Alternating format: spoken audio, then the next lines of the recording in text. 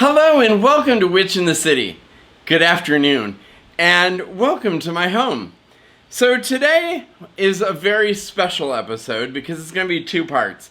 We're going to talk about the horn god and then we're going to talk about the full moon and what we do during the full moon.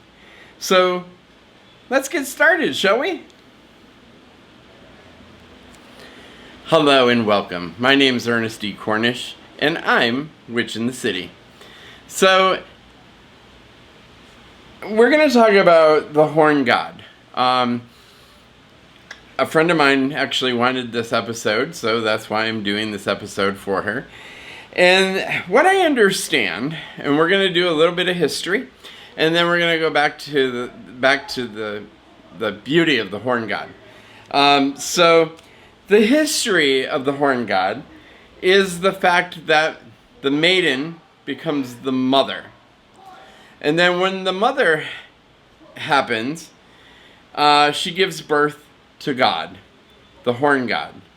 She gives birth to the most beautiful, the most manliest man there is.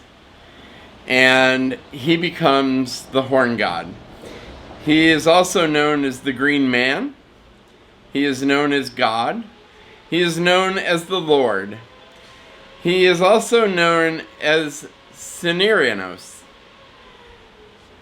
All those names are one person, one identity, deity, if you want to call it a deity.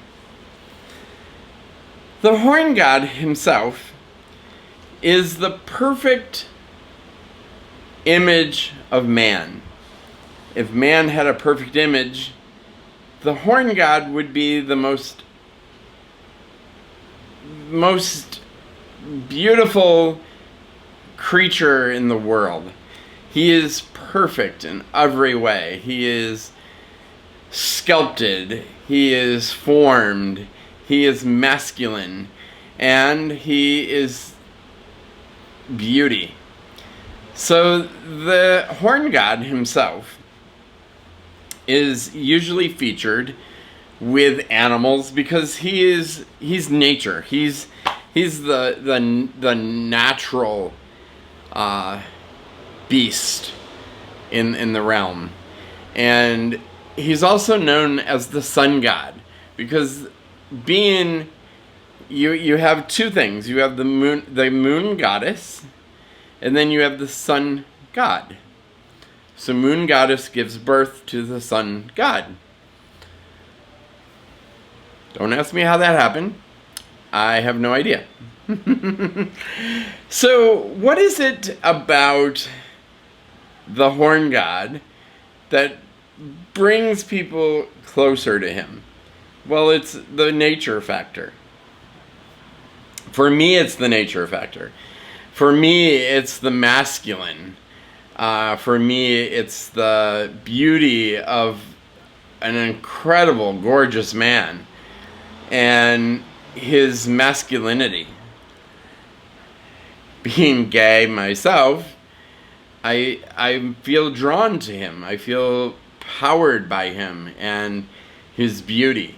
His beauty is beyond measures. And his curves and his figures and just everything about him is 100% perfect. And that's what it's all about. Because nature and the earth was formed to be 100% perfect. We have ruined it, of course. Unfortunately, we have taken the earth and we have chemicalized it. We have burned it down. We have destroyed things that just beyond me, beyond my comprehension. And when I look back at what we have done to the earth today, I feel that the horn god, is the one that I'm drawn to the most because I feel bad. I feel sorry. I feel that we have let them down. We have let this man down. We have let the moon goddess down because they have the power, the universe as well, because the universe itself we have destroyed. We've literally have taken the universe and we have sent chemicals into space. We've sent satellites into space. We've sent cameras into space. And all of that stuff is detrimental to the atmosphere, the universe, all that blossoms. So what I need to do now is we need to rewind a little bit and we need to talk about Christianity and God. So the Christian God created the universe, the earth, and all its people, and all its plants, and all its stuff, all its items, whatever you can imagine, he created for us to enjoy. So what about looking at it a different way? Who gave birth to God?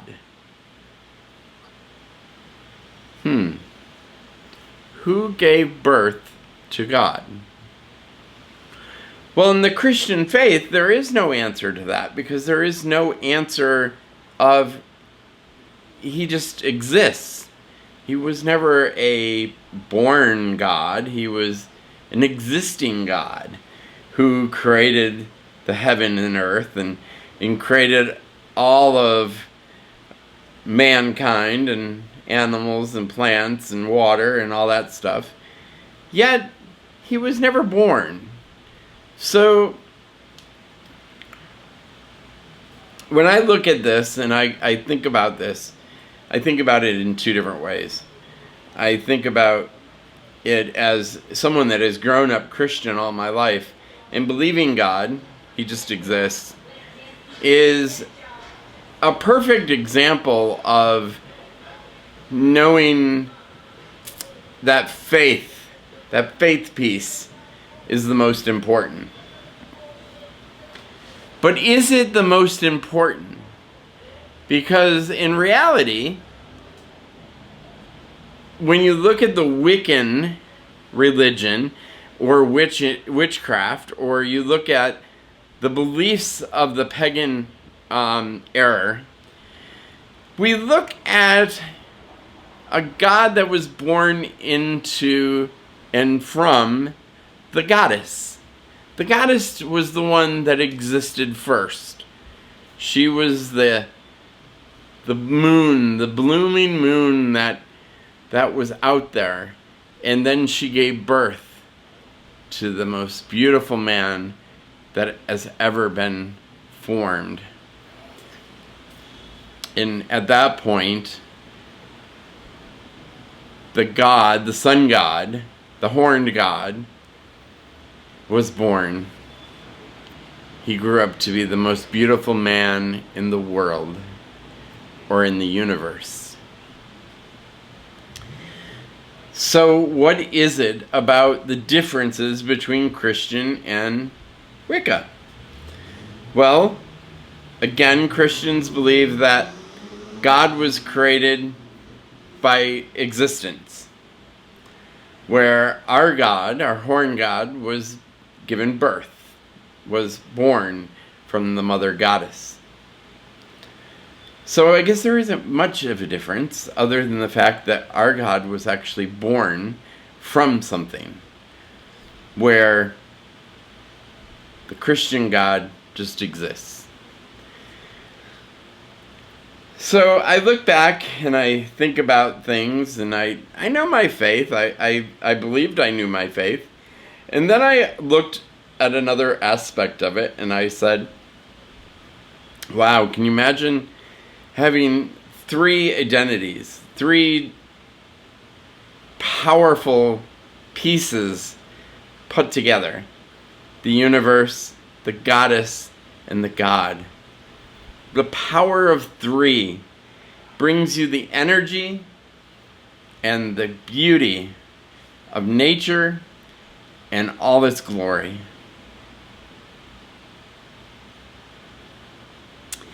So what is it about all the nature and glory, and we glorify this beautiful man? Well, let's take a look at him, shall we? From his toes to his head, he is masculine, most beautiful, most represented human figure that we have. Now remember that Jesus was the living God here on earth. And we have the horn God who lives here on earth to watch over the animals and nature and brighten our day with sun and warmth. And he is dignified and blessed in so many different ways. His body is what we all think of a god as masculine. He is the most masculine of all masculines. And that's why he is the masculine horn god. And that's why he is the god. And he was born from our mother goddess. So I want to say once again, bear with me with the sounds out here because I live in the city.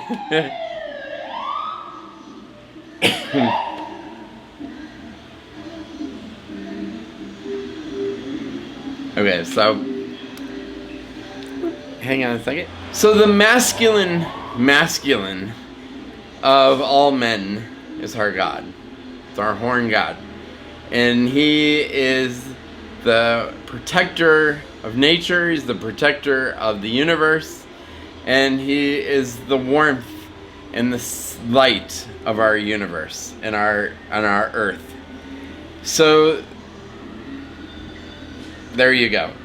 He is unique in many ways, and he is definitely, like I said, the most powerful man in the world, because he is our God. He's our worshiping idol that is always and always will be.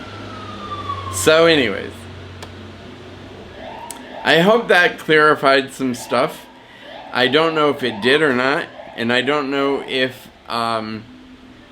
again, a lot of speculation, a lot of disbelief when it comes to the horn god and the goddess in the universe. But I believe in all three, and I believe all three of them represent who I am today, and being part of the earth and part of the ground and part of the masculine feeling. It's just an amazing time. So, if you have any questions, please comment, and I will get the answers for you. I will not let any answer go unanswered. So please leave a comment below, and I will make sure that those are answered. So last night was a full moon. And last night we celebrate the full moon in a couple different ways. We can charge crystals, we can charge tarot cards, we can charge moon water. I do a little bit of two things. I do my crystals and I do my moon water. But last night, I actually charged my wand. And the wand that will replace my other wand is just absolutely beautiful and absolutely amazing. It is the most powerful wand in the universe. Well, in my eyes it is, because in my eyes, I created it that way. It has the 3 stones: black obsession, the hematite, and the tiger eye. And those 3 stones touching are the most powerful protection in the universe. and I can't wait to show you. So let me get up and let me show you. So let's talk about the offerings. And basically what we do is we give light. I give light. I'm sorry, not everyone probably does this, but I give candlelight to what already is light by the full moon. And I'll blow those out before I go to bed, but it draws the negative energy away. And I'm going to get a little closer so we can see. This here is moon water. The moon will be on that side of the window for most of the evening, and it will charge the moon water. And this back here is moon water as well. Moon water is used for spells. Moon water is also used for cleansing crystals. Now I could have threw the crystals inside the water and they would have charged overnight.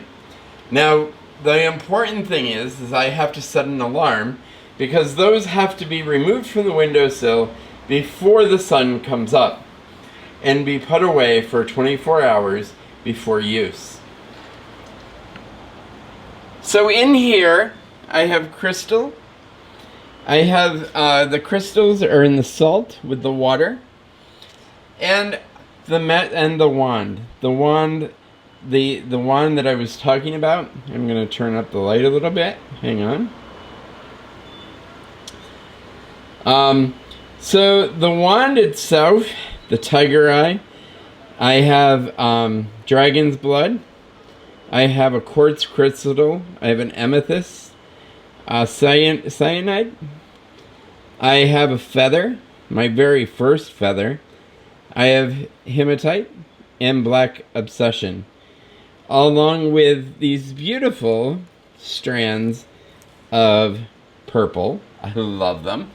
And I am setting those into the salt as well and around this, so that the moon itself can charge those items.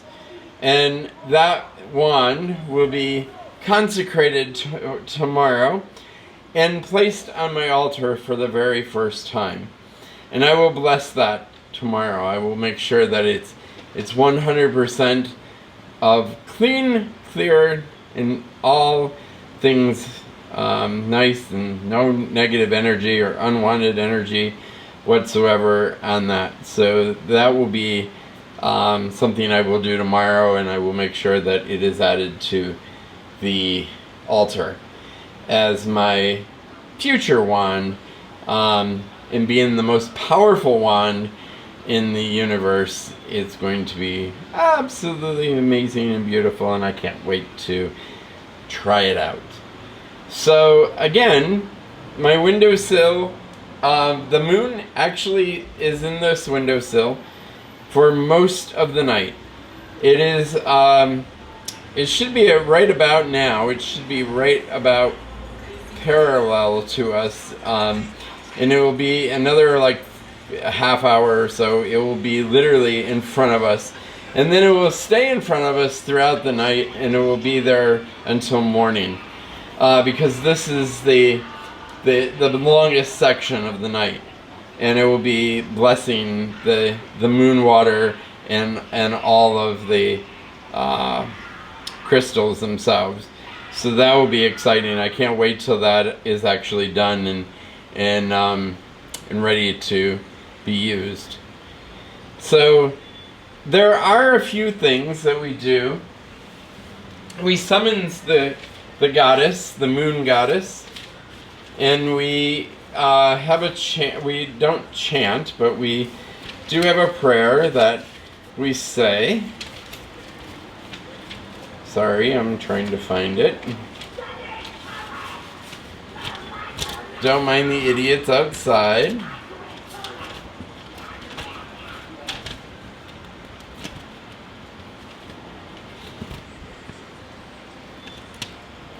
Okay, so we thank dear moon for unity.